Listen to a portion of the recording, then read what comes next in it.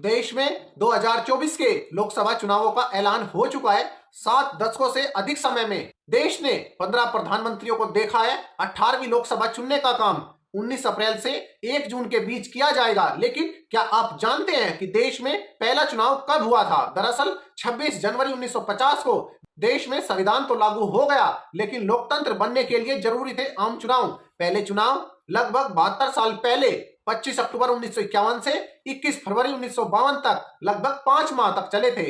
हिंदुस्तान का पहला आम चुनाव कई चीजों के अलावा एक विश्वास का विषय था। एक नया आजाद हुआ मुल्क सार्वभौम मताधिकार के तहत सीधे तौर पर अपने हुक्मरानों को चुनने जा रहा था। इसने वो रास्ता अख्तियार नहीं किया जो पश्चिमी देशों ने किया था। वहां पहले कुछ शक्तिशाली तबकों को ही मतदान का अधिकार दिया गया था, लेकिन हिंदुस्तान में ऐसा नहीं हुआ।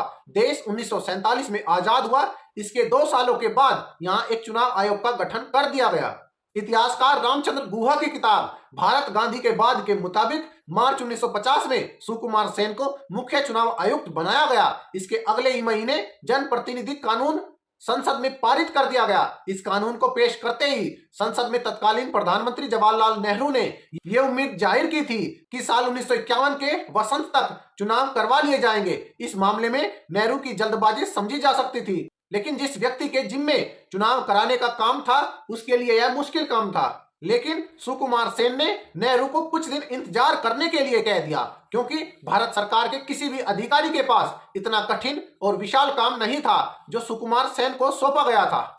उस चुनाव में मतदाताओं की कुल संख्या 17 करोड़ 60 लाख थी, जिसमें से 85% ना तो पढ़ सकते थे और ना ही लिख सकते थे। उनमें से हर एक की पहचान करनी थी, उनका नाम लिखना था और उन्हें पंजीकृत करना था। असल समस्या यह थी कि अधिकांश अशिक्षित मतदाताओं के लिए पार्टी प्रतीक चिन्ह, मतदान पत्र और मतपेटी किस तरह की बनाई जाए। तब चुनाव कराने में आयोग के सामने सबसे बड़ी चुनौती मतदाताओं के बीच जागरूकता थी। करीब 18 करोड़ वोटर अपना वोट कैसे डालेंगे, इसे बताने के लिए आयोग ने युद्ध स्तर पर जागरूकता अभियान शुरू किया। इसके लिए विशेष तौर पर फिल्म बनाई गई।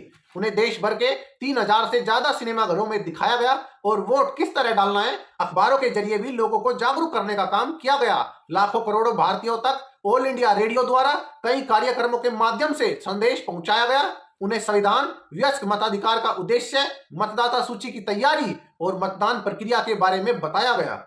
आखिरकार 1952 के शुरुआती महीनों में चुनाव करवाया जाना तय हुआ। हालांकि कुछ दूर और सुदूर इलाके में इस काम को पहले अंजाम दिया जाना था। सुकुमार सेन की समस्या को समझने में कुछ आंकड़े हमारी मदद कर सकते हैं। कुल मिलाकर 4500 सीटों पर चुनाव होने थे।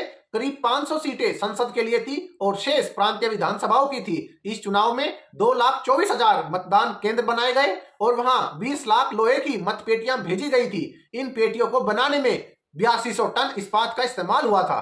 6 महीने के अनुबंध पर 16,500 क्लर्क बहाल किए गए ताकि मतदाता सूची को अक्षेत्रवार तरीके से टाइप किया जा सके। मतदान पन्नों को छपने में करीब 3,80,000 कागज के रिम इस्तेमाल किए गए। चुनाव कार्य को संपन्न कराने के लिए 56,000 पीठासीन अधिकारियों का चुनाव किया गया। इनकी सहायता के लिए 2,80,000 सहायक लगाए गए। इस चुनाव में सुरक्षा के लिए 2,24,000 पुलिस जवानों को लगाया गया था ताकि हिंसा और मतदान केंद्रों पर गड़बड़ी को रोका जा सके।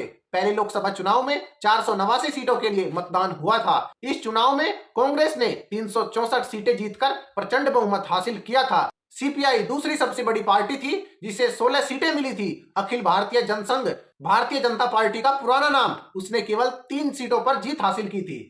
अब आप सभी इसके बारे में क्या कहना चाहते हैं कमेंट सेक्शन में जरूर बताइएगा। आप सभी को हमारी वीडियो अच्छी लगी हो तो वीडियो को लाइक कीजिए और जाते जाते चैनल को सब्सक्राइब जरूर कीजिए।